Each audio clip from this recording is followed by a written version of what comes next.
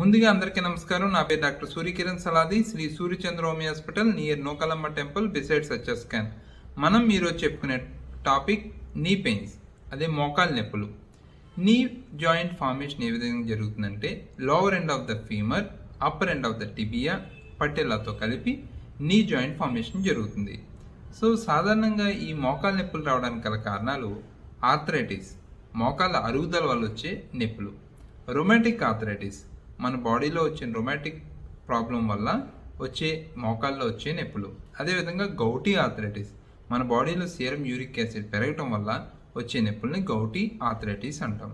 అదేవిధంగా టెండినైటిస్, మనకి టెండాన్స్లో వచ్చే ఇన్ఫ్లమేషన్ వల్ల వచ్చే పెయిన్స్ని టెండినైటిస్ అంటారు.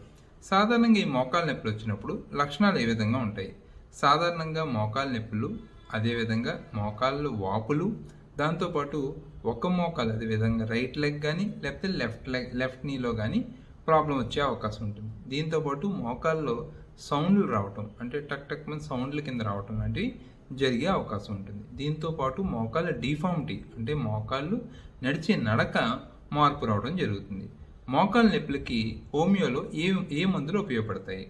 సాధారణ మోకాళ్ళ నొప్పులు ఇంజురీ వల్ల, ఏదైనా దెబ్బల వల్ల కనుక స్టార్ట్ అయితే ఆర్నికా 200 అనే మందు, రూస్టాక్స్ 200 అనే మందు వాడడం వల్ల చాలా మంచి పరిష్కారం దొరుకుతుంది. అలా కాదు, మాకు నొప్పి ఓన్లీ రైట్ లెగ్లోనే నొప్పి ఉందంటే కనుక చెలిడోనియం 200 అనే మందు వాడడం వల్ల చాలా మంచి పరిష్కారం దొరుకుతుంది.